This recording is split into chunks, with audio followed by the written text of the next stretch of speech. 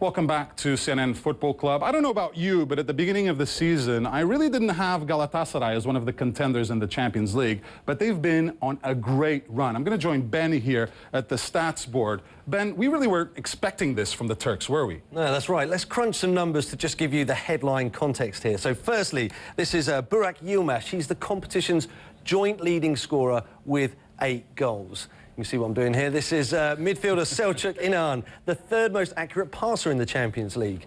In January, 2 world-class players signed by the club, Didier Drogba and Wesley Sneijder, to bolster their ranks. And it's been 24 years since the Turkish club have reached the semi-finals. The last number, this will probably be the favourite for Galatasaray fans. Out of 3 times that they've played Real Madrid, 2 times they've won.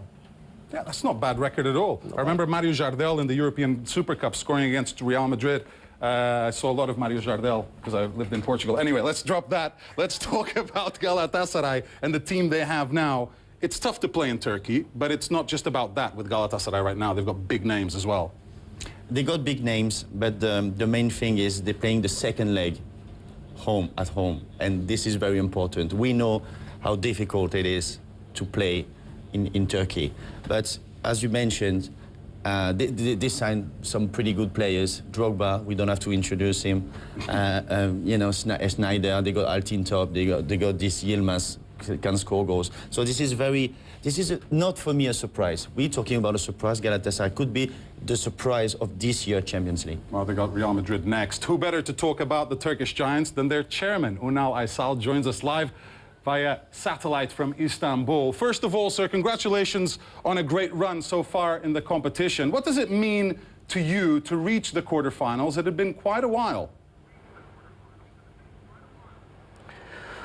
Galatasaray is, during his long life story, not first time and also definitely not last time is in the quarterfinals of this championship. But our goal is to be permanent in the area that we are now, because the club has gone the last 2 years an extensive reshaping program, and we have reached our goals, especially on corporate governance, financial reforms, and also sportive rescheduling. I wanted to ask you, everybody was really impressed, including myself. Sorry to interrupt you, sir. I was really impressed when Galatasaray was able to get Didier Drogba and Wesley Sneijder in the winter transfer window. How did you convince them to head over to the Turkish league? I think Galatasaray brand name was enough to convince them. I think these players, they could obtain better financial conditions maybe from other big clubs in Europe. But they look very positively to play with us and to be part of our teams. I'm going to ask one of our guests here in the studio a question about these signings. Do you think they've paid off? A lot of money and wages are being spent right now on Wesley and Didier.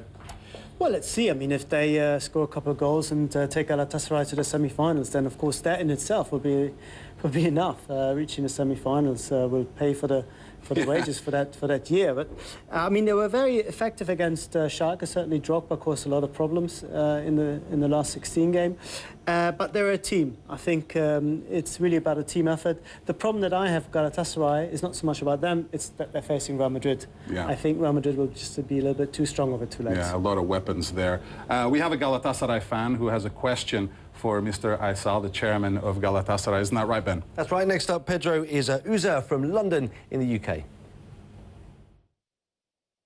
You have stated that your objective is to make Galatasaray one of the top 10 clubs in Europe. Can our recent resurgence in Europe's elite competition be sustained from now on? And will further high-profile signings be a part of your grand vision?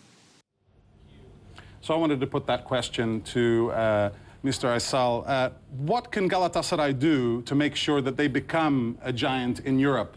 Is it about continuing to get more and more big players?